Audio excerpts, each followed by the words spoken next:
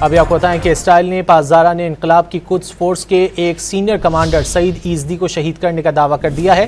اسرائیل کے وزیر دفاع اسرائیل کاٹز نے دعویٰ کیا ہے کہ اسرائیلی فوج نے ایران کے شہر قم میں ایک اپارٹمنٹ پر فضائی حملے کے دوران پاسداران انقلاب کی قدس فورس کے ایک سینئر کمانڈر کو شہید کر دیا ہے۔ شہید ہونے والے کمانڈر کی شناخت سعید ایزدی کے طور پر کی گئی ہے، جو قدس فورس کے فلسطین کور کی قیادت کر رہے تھے۔ اسرائیل نے پاسداران انقلاب کی قدس فورس کے ایک سینئر کمانڈر سعید ایزدی کو شہید کرنے کا دعویٰ کر دیا ہے۔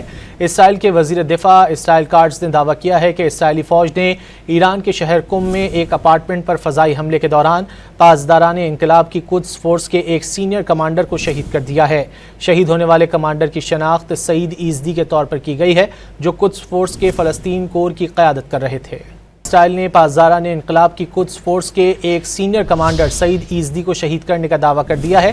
اسرائیل کے وزیر دفاع اسرائیل کاٹز نے دعویٰ کیا ہے کہ اسرائیلی فوج نے ایران کے شہر قم میں ایک اپارٹمنٹ پر فضائی حملے کے دوران پاسداران انقلاب کی قدس فورس کے ایک سینئر کمانڈر کو شہید کر دیا ہے۔ شہید ہونے والے کمانڈر کی شناخت سعید ایزدی کے طور پر کی گئی ہے، جو قدس فورس کے فلسطین کور کی قیادت کر رہے تھے۔